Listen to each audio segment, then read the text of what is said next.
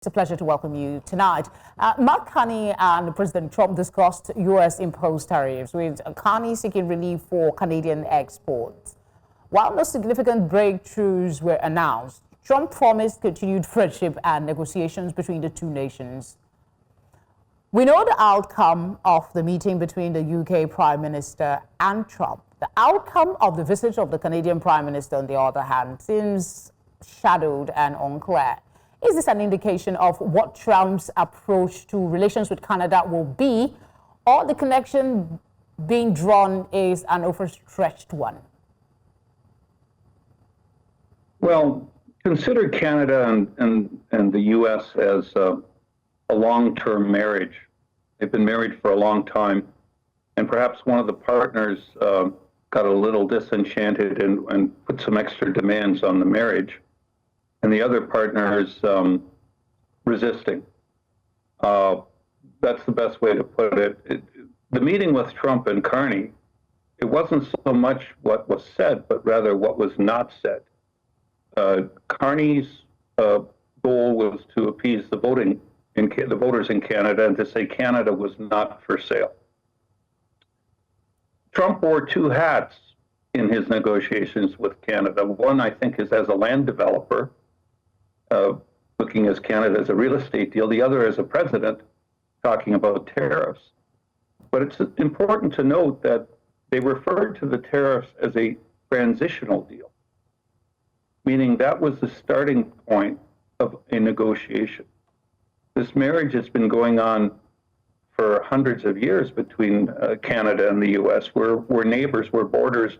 Well, since we got our independence, we've been allies.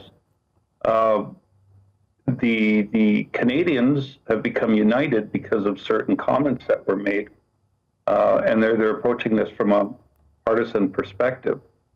So I think Carney left the meeting with his head up. However, where the tariffs are going to play out, it's very important to note that Canada cannot be compared to other global players in their relationship with America. Our trade deficits with the U.S. are actually very close. The U.S., for example, exports $350 billion a year to Canada. Canada exports 420 or 412 billion to America. That ratio's tight when you consider there's 760 odd billion in trade, and the discrepancy in balance is only $68 billion. That's 8%. I'm sorry, we're time pressed. I was just going to ask you, Alexander, to speak to the possible implication. What would be your thinking on the impact of this ongoing tariff war? Now that we have this agreement, I mean, there was a meeting. We had clear outcomes for one. There is no clear outcome. Will this impact relationship between the three countries in any way? I think the end game is to increase military spending in Canada and direct those purchases from America, to increase security in the Arctic, as it's a concern to America regarding China and Russia, to complete the Keystone Pipeline, which was held by the Biden administration, which will increase the flow into the United States by 850,000 barrels a day from Canada. The impact from Canada, I think, is going to be less at the end of the day and moderated to less onerous conditions than perhaps with Mexico. Mexico has a much higher trade deficit with the U.S. They ship about 500 billion a year to the U.S., and they receive about 334 from the U.S. So their deficit's 170 billion.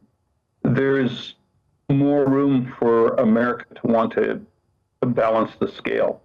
So it's very complex. The three nations are so intertwined. I see this eventually sorting itself out.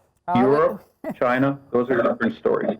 I mean, there's always something coming up on these issues day after day. So hopefully it will sort itself out like you predict. Thank you for speaking with us.